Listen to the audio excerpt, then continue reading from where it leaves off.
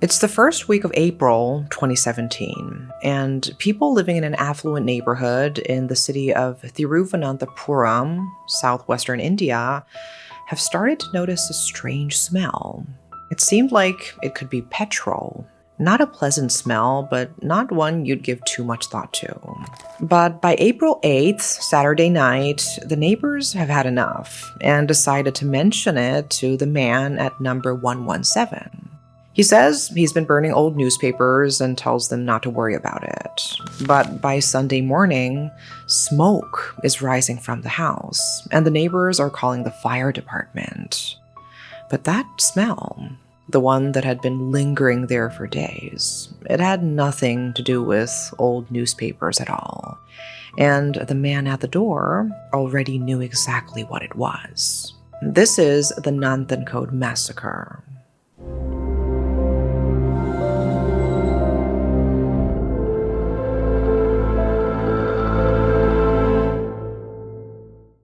So who was living at 117 Baines compound, the house at the center of our story? The family consisted of Dr. Jane Padma, Professor Rajathankam, and their two adult children, Caroline and Cadell.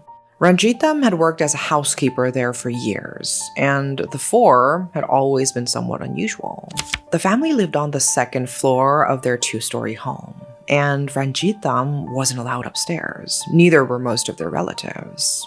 The housekeepers would leave food on the staircase in covered containers. The family members would come down to the first floor to collect it. And for the most part, that was the extent of their contact. The house was always dark, windows stayed closed, and doors stayed shut. It had been that way for years, but even for such an unconventional family, Ranjitam could feel that something was off. She realized she hadn't seen Jean, Raja, or their daughter Caroline since Wednesday, April 5th, when they'd come downstairs to collect food, the way they always did. It wasn't like them to just disappear without warning.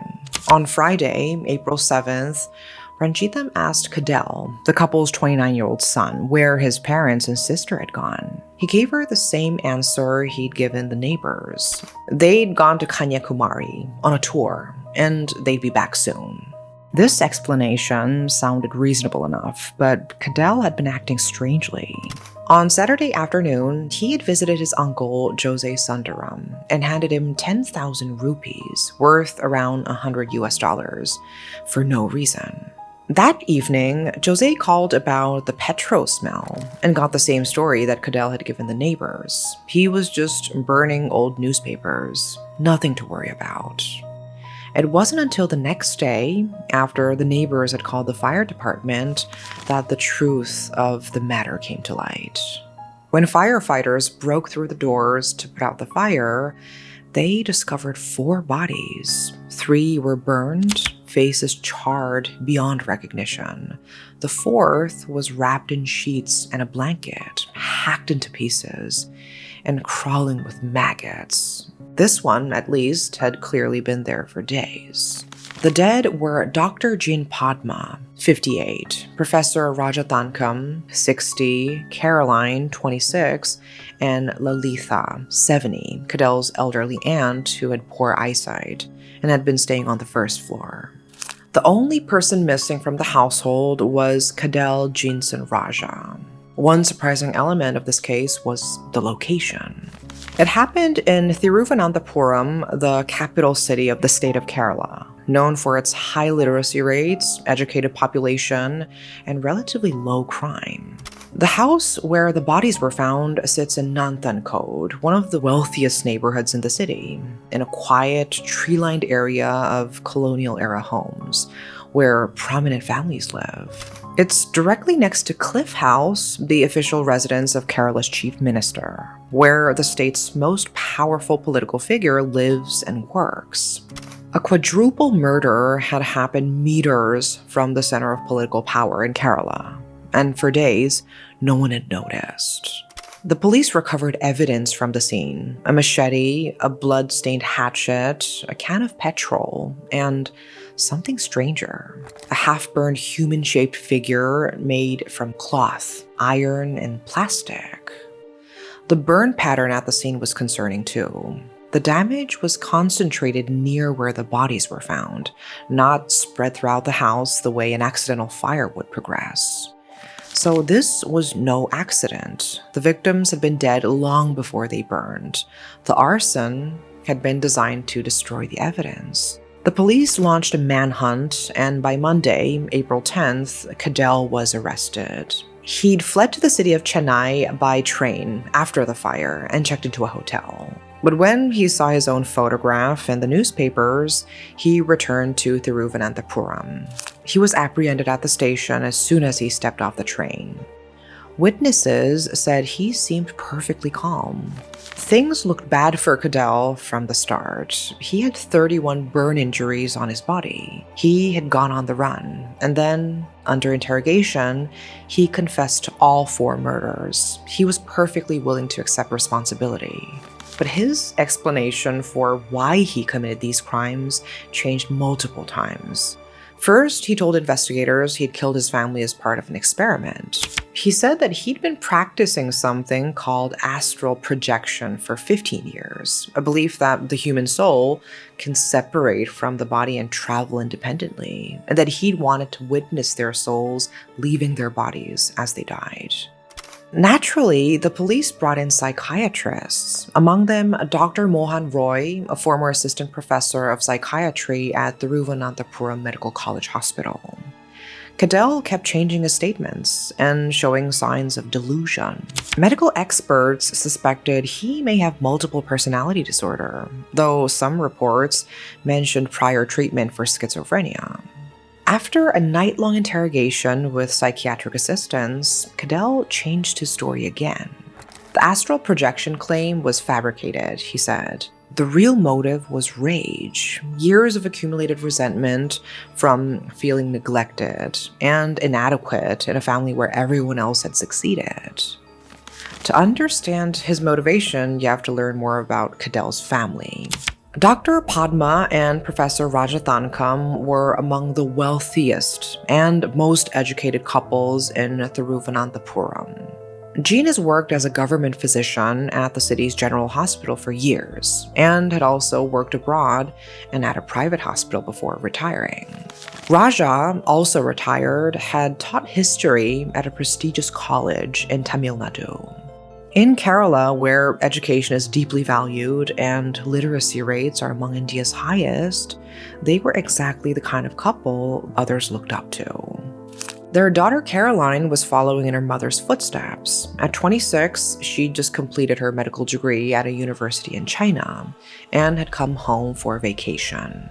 But Cadell was different. After graduating from high school in India, he wanted to study history. However, his parents sent him to Australia to study medicine instead. He enrolled in a medical degree program and later dropped out. Then he tried studying artificial intelligence instead, but ended up dropping out of that too. He returned to Thiruvananthapuram sometime between 2009 and 2010 with no qualifications. His parents told People he'd studied artificial intelligence abroad and worked as a video game programmer. It was a story that protected the family's reputation.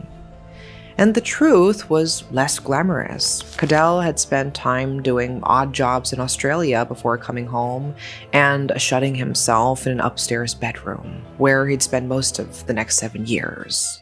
He was an introvert with no friends and no social life. Neighbors described him as quiet, polite when spoken to, but distant. He would stay in his room with the door locked, come downstairs for food, and go back up. His parents rarely entered his room or talked to him.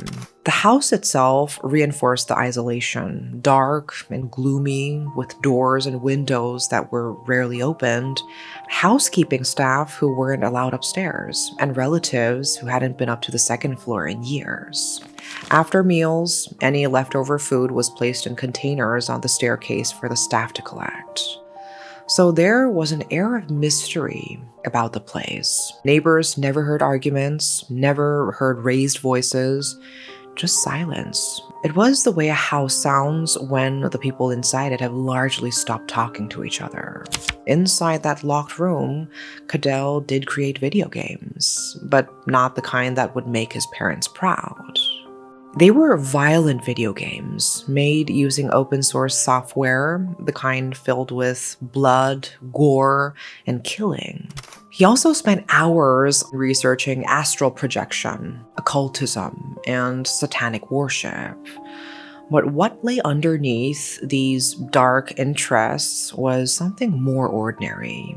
A son who felt his parents undervalued him and favored his sister. He said they never took him to social events, and he had grown up feeling inferior as everyone around him achieved impressive things, while he failed at everything he tried. These feelings did lead to resentment, but not a sudden crime of passion. The police would later determine that Cadell had been planning the murders for 3 months before he carried them out. He bought a hatchet online and created life-size dummies representing his parents, practicing his strikes on them repeatedly. A cybercrimes detective later testified that Cadell's search history included mass murders, video tutorials detailing how to use axes as weapons, and web series depicting axe killings. He watched, he studied, and he prepared, and he bought cleaning supplies and black plastic sheeting the day before he would make his first kill. On Wednesday morning, April 5th, Cadell told his mother he'd created a video game and wanted to show it to her. Jean followed him to his room and sat down in front of the computer. And he struck her from behind with a hatchet, killed her, hacked at her body, and then moved her remains into the bathroom. Then he went downstairs, had lunch with his father and sister, ate normally, and talked as if nothing had happened. Later that evening, he brought his father upstairs, using the same excuse, and then his sister Caroline. He used the same method for all 3 of them, an attack from behind. He killed them both and stored all 3 bodies in the bedroom. The very next day, Cadell approached Lalitha, the elderly aunt who lived on the first floor. He told her his mother was on the phone and wanted to talk to her. And, of course, she followed him upstairs. Cadell struck her from behind, hacked her body into pieces, wrapped it in sheets, and left it there. Unlike the others, Lalitha's body would never be burned. It would be found days later, maggot-infested, and cut into parts. For the next 3 days, Cadell lived in the house with 4 corpses. He had bought petrol weeks earlier as part of his plan to commit the murders, arriving at a gas station in a 3-wheeled taxi and purchasing fuel in a can.